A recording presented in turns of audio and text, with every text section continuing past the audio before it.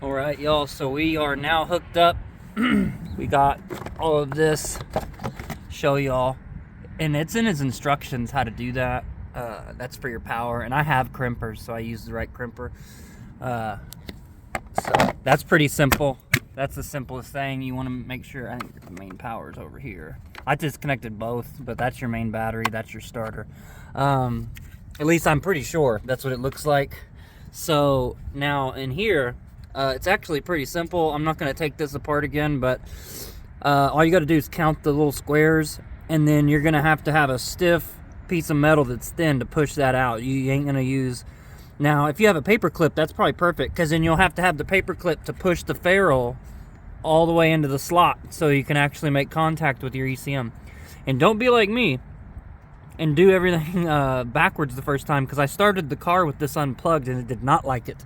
It actually started, and it was blah, blah, blah, blah, blah, and then it died, and then I realized that after 19 ECM codes, I was like, oh, yeah, that's got to be plugged in. So make sure that's plugged back in, and then cover it up. I zip tied it like that. It's not a real big deal. He's got a nice sheath. Now, one thing I'll tell you about this is you had better do it in the right order, because if you don't do it in the right order, you'll end up like me with a stripped out aluminum coupler. Now, it's sealed. It's in there good enough. I had to use a wrench, and I stripped it some more to get it tight so where it's not leaking or anything like that. So we're good.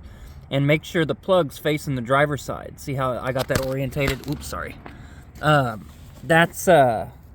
It's tight in here too, man. But if you don't put it on in the right order, so that the original on the car, once you put that thing on, that sensor, the blue slip ply, or the line tool that he gave you won't fit back in there. I couldn't get it to fit in there to take it back off to put it on in the right order, so I was like, shit.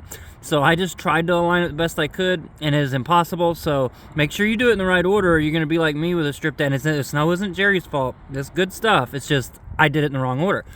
I should have really read it before I did that. So make sure you do that. That way it can be a learning experience for you, and you're not like me and maybe later on down the road having to buy my own line decoupler that'll fit, and then maybe getting another one of those fuel couplers from Jerry, or I'll just buy my own, buy something a little different, maybe something a little shorter, because I wish that was shorter. I mean, I know the lines are in there too, so it needs some clearance, but anyway, yeah, so I put, and sorry Jerry, I used that, the Mamba, a little cheaper than yours, sorry. I know yours is better, way better, but anyway, yeah, if I get your turbo, I'll probably, I don't know, I might try that on it, but we'll see.